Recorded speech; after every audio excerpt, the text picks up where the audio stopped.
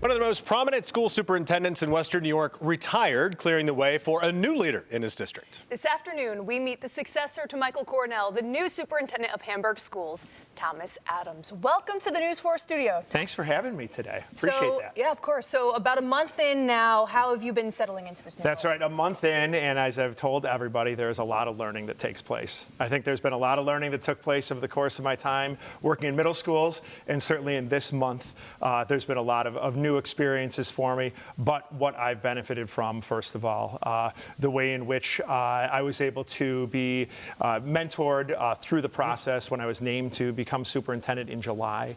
So those 6 months really helped as I was sort of brought into all sorts of conversations on things that I may not have been privy to before. But then also the folks that I get to work with are immensely supportive. Our Board of Education has been tremendously supportive of me, communicative with me, asking me questions, and the fact that people are okay with giving me suggestion here and there of how I might want to think about something differently, I welcome that too. An important lesson with what Tom just said. If there are any students or parents of students listening, even the superintendent of schools is in a learning realm right now. You are doing a lot of learning, right? We better all learn. Let's talk a little bit about learning from you now. Give us a little bit about your background. How do you come to be the superintendent in Hamburg? I was super fortunate to be born and raised in Western New York. I'm a graduate of the Kenton schools. I think there was probably, I don't know what percentage it would be, but a lot of us who graduated in 1990 went into careers in education, which I think speaks to the experiences that we had as well. I was able to get my start teaching middle school, 7th and 8th grade social studies at Newfane Middle School in Niagara County, and was able to spend 10 years doing that. And then I did administration there for 13 years. Left there in 2019, came to Hamburg as the middle school principal. I didn't bring COVID to Hamburg. Right, it was that year. So that was a lot of learning for all of us then. I think I learned from those in positions above me, and certainly those that I worked with on staff and all the students of Hamburg with that too. And then I was able to do athletic director in the 23-24 school year season. After Pat Colley's retirement, and then now I'm here. So very much middle school, but I've really loved all of my experience at school, and that's the kids and the families and the staff for sure. And as you say, the learning, of course, it continues. So let's talk a little bit about your vision for the future now. Sure. You know, you spent a lot of months, kind of learning the ins and outs in this new role.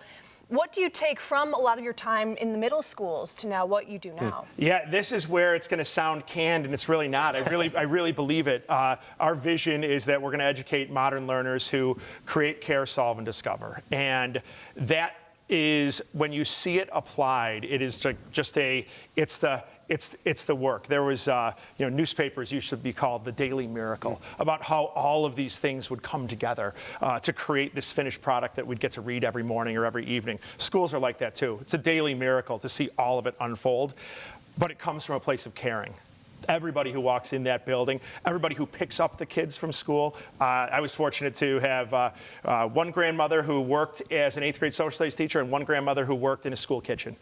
So I got it from both. My parents were both teachers, and that's the type of thing that I see at Hamburg as well, that daily miracle of people caring about the work they're doing, caring about the people they work with, and even when there's times of disagreement, that caring means we can create a solution and we can figure out if it works or not and tweak it along the way. So that's the type of thing I see. I think that's what we are at our best, and we really do our best to live it every day. As a journalist for 25 years, spending the first 12 of those in print, I appreciate that analogy very much. A daily miracle. I really like that. Talking about those modern learners, right? The big part of that modern learning is digital and devices, right? So there is a balance there, and that right now it is a discussion among every district across New York State. The governor is leading the way here. She is saying this is going to happen, so districts, you need to give me a plan by August 1st.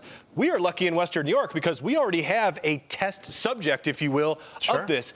Lackawanna schools made a huge leap, took a big step, put themselves out there, and they've seen success.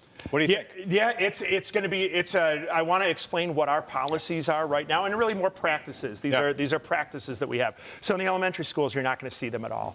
In the middle schools, it's a way for the day, and boy, do the students like joking about that when their principal which was me, Right. would have his phone out taking pictures of them. The cell phone should be away for the day. But it's possible that you might see a middle schooler or two walking down the hallway with a hoodie on with a very noticeable rectangle in the front pocket. So away for the day, and we have certain consequences in place if they don't. The high school, it's much more of a teacher discretion piece of it. And I think you'll find that the idea of support of that exists really strongly in some parts, but there's others who want to take a look at that policy. In August of 24, Mike Cornell sent a letter home to our parents and community members outlining what those policies were and the fact that we'll review it. So that's what we're going to do with it. I've been talking with our board members about it, and we'll be having time at future board meetings where we talk about that. The interesting thing for us is whether or not we're going to be able to make that decision on our own locally, or if it's mandated, but then the local work will be how do we implement it. So it's going to take a lot. It's going to take a lot of conversation. And it's also the idea of, are there different expectations at different schools? Does that make sense for different grade levels? I think we're going to hear arguments in favor of each side on that. We're out of time, but I do want to ask you one more question. It kind of plays into the cell phone conversation. Something that has always been very, very big in the Hamburg district has been mental health. Is that something you plan on building upon and making a priority? You're no doubt about it. I'd be remiss if mental health didn't continue being an absolute focus, from youth mental health first aid to our work with athletes, to our work with our students who are working in extracurriculars as well.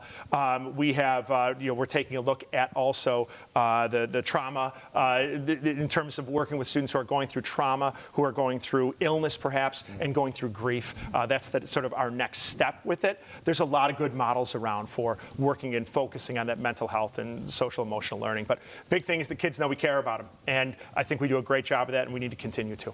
Thomas Adams is the new superintendent at Hamburg Schools. Thomas, thank you so much for being here. We appreciate it. Thank you. Appreciate it. Congratulations. Great being with you. Thank you so much.